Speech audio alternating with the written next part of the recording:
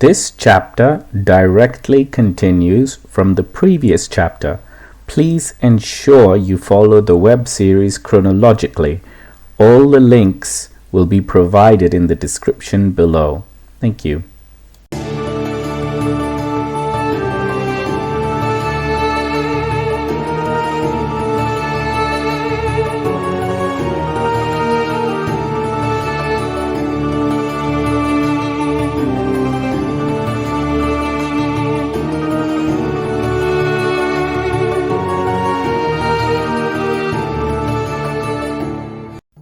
The House of Kuru, Part 1, Chapter 17, The Marriage of Dhritarashtra.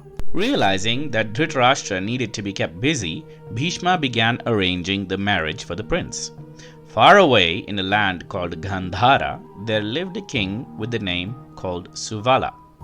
He had a very beautiful daughter called Gandhari. She was known for her devotion to Lord Rudra, the god of destruction. In fact, she had done so many intense penances to please Rudra that he appeared before her and granted her a boon of bearing 100 sons. This convinced Bhishma that the daughter of Subala should wed Dhritarashtra. It also assured that the kingdom will not suffer from a lack of potential suitors to ascend the throne. Bhishma sent an envoy to the land of Gandhara, loaded with precious stones, gems, and valuables. There was a message written in golden ink on a velveteen silken manuscript. Mighty Lord of Gandhara, fame, wealth, and repute has decided to pursue your heavenly kingdom. The mighty and invincible kingdom of Hastinapura would like to solidify her relationship with the honorable kingdom of Gandhara. It seeks to do so by the betrothal of the most beautiful princess in the land of Gandhara to the prince with the strength of 100,000 elephants. The mighty Dhritarashtra hastened to reply to this envoy, and the formalities shall commence. This was a very difficult position for Suvala, the king of Gandhara. He knew that Dhritarashtra was blind by birth and was well aware that a blind king will never ascend the throne of the empire. How can he espouse his own daughter to a blind king? He brought up his daughter like a lotus flower. She was delicate and very beautiful. Many heroes in the land will happily lay their lives for a mere sight of his daughter, and now she was to wed a blind man, one who will never be able to gaze upon her beauty. He called his son Shakuni for his opinion on the matter. Shakuni was shrewd, sly, and cunning. He arrived rubbing his palms, draped in black, with a grey turban covering his head and a deep mascara all around his eyelashes. Shakuni was shrouded in dark colors and was a master in speechcraft. He would know exactly what to say and how to say what needs to be said. Suvala believed this was a gift from Lord Rudra himself. "How may I serve you, your majesty?" asked Shakuni with a mild tone of curiosity, even though he knew exactly why he was being summoned.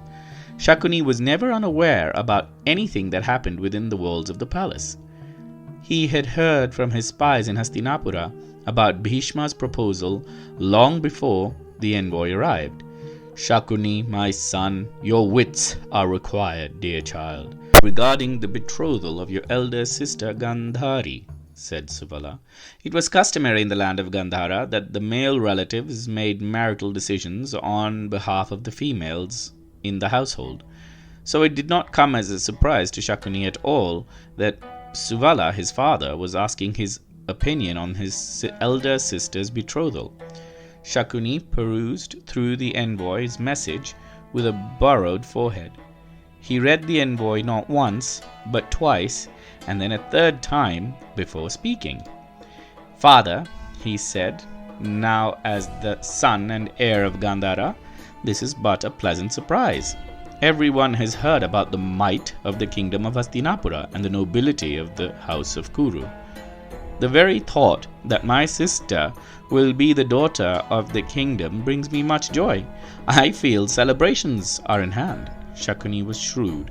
He knew well that the kingdom of Hastinapura was wealthy, drenched in gold, and protected by the invincible son of a deity, one who was equal to the mighty Parashurama, the warrior monk. An allegiance with Hastinapura would make Gandhara equally invincible. Suvala, on the other hand, did not share Shakuni's view on the matter.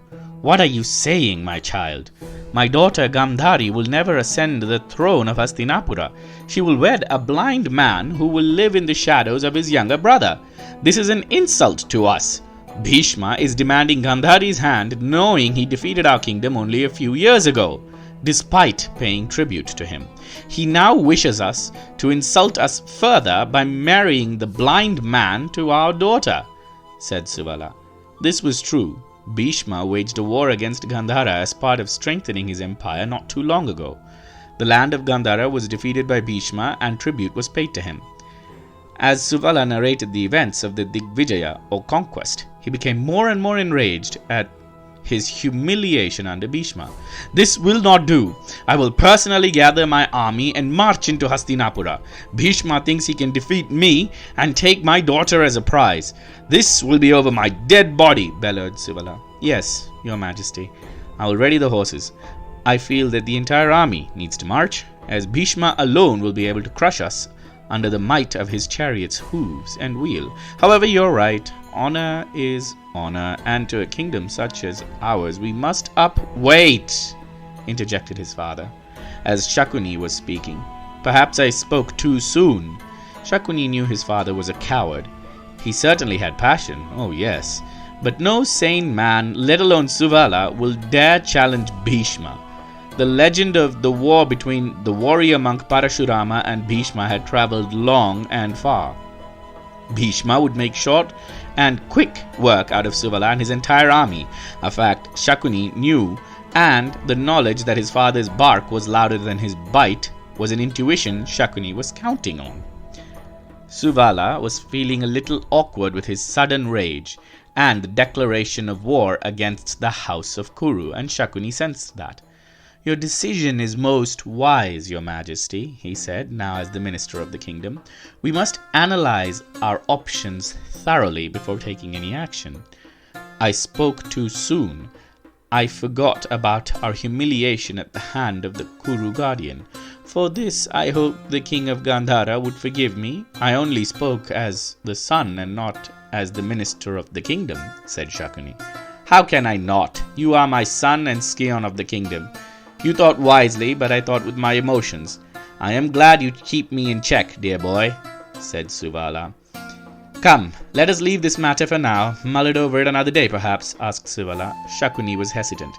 The envoy sent by Bhishma had been encrypted with a threat, and Shakuni understood it.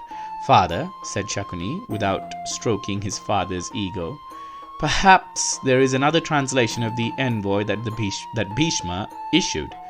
He questioned innocently. "Perhaps if we were to read it like this: Gandhara, Hastinapura has decided to pursue your daughter. The mighty and invincible kingdom of Hastinapura would like to solidify her relationship with the honorable daughter of Gandhara. It will do so by the betrothal of the most beautiful princess in the land of Gandhara to the prince with the strength of 100,000 elephants, the mighty Dhritarashtra. Hasten to reply, or else the formalities shall commence." "Enough!" bellowed Suvala. "Father, perhaps we will discuss it today and decide later," insisted Shakuni. "We will not bow down to Bhishma in haste. That only reeks of desperation. It is unmanly." "Let Bhishma wait," said Suvala, with a tone of finality which Shakuni was unable to argue with. Sure enough, the second envoy arrived within the week. It did not have golden ink or velveteen silken clothes written on it. It was written on deer skin with red ink, looking remarkably like blood. No gold, jewels, or valuables were accompanied. Instead, a dagger was cloaked within the deer skin. Now Shakuni was truly terrified. He had heard of Bhishma's wrath. It would have been better to have rejected the proposal than to keep him waiting. He did not open the envoy, for that was a respect given to the ruling king, but he waited with bated breath. Finally, Suvala entered the throne room and the envoy was waiting. He gave the deerskin manuscript to Suvala and the dagger fell from it. It read, "It seems like the king of Gandhara is unwilling to decide. Perhaps a demonstration of the Prince Dhritarashtra's strength would assist the king to hasten the decision." King Suvala's hand trembled as he read the message. He knew Dhritarashtra would arrive with Bhishma and tarnish the entire nation, so he did something most fathers in Gandhara would not do. He approached his daughter and made the burden of the decision on her shoulders. "Dearest Gandhari, the kingdom of Hastinapura has requested for your hand in marriage to Dhritarashtra. He is a prince of great prowess, well versed in mace warfare and statesmanship. He looks like a charm too. But there is but one fault. He is blind," said Suvala. He tried his best to make Dhritarashtra look like a prize, knowing well that this is a big compromise for his daughter. Gandhari, on the other hand, was just as beautiful inside as she was outside. She did not compromise in Dhritarashtra and happily agreed to the matrimony. "Father, this blindness bids me no ill will to this proposal. I will happily marry him and strengthen our kingdom," said Gandhari, whose words were like melted honey to Suvala. An envoy was hastily called and a manuscript drawn up, accepting the betrothal and an apology for the delay in response. Shakuni was a genius with words, and he was ordered to draft the message to Bhishma. Sure enough, the marriage of Dhritarashtra and Gandhari was celebrated with much pomp and style. Everyone in the kingdom was fed, watered, and sheltered for a whole week. King Suvala was beaming with happiness throughout the festivities, and it seemed as though his initial concerns were overturned by the presence of Bhishma. Bhishma was a tall, towering, mighty individual who was feared by his enemies and respected by his allies. With Bhishma as the guardian of the kingdom, no harm can befall the mighty empire of Hastinapura, Suvala thought to himself. He decided, however, to leave the shrewd and cunning Shakuni in Hastinapura just in case things get ugly for his daughter. Shakuni was overjoyed. He loved his elder sister more than himself and was only too happy to remain in the kingdom doting over her. Gandhari was well and truly a divine beauty. She had hazel green eyes, snow-white complexion, and when she blinked, her face glowed with beauty. Her hair was dark, black and curly. She shone like the morning sun in the presence of Dhritarashtra. Dhritarashtra loved her more than anything he could imagine. He spent days and nights beside her. He never left her side and always took her side on any opinion she had. He was truly lost in love with his newly acquired bride. Dhritarashtra never mistook an opportunity to show his strength or intellect in statesmanship to Gandhari. He was blind, true, but his other senses were acutely sharp, and he utilized every opportunity to impress his wife. This all worked brilliantly for Bhishma because, as Dhritarashtra was busy fondling and caressing his bride, Bhishma made arrangements to crown Pandu, the second born, as Yuvaraja, or Skiok of the empire.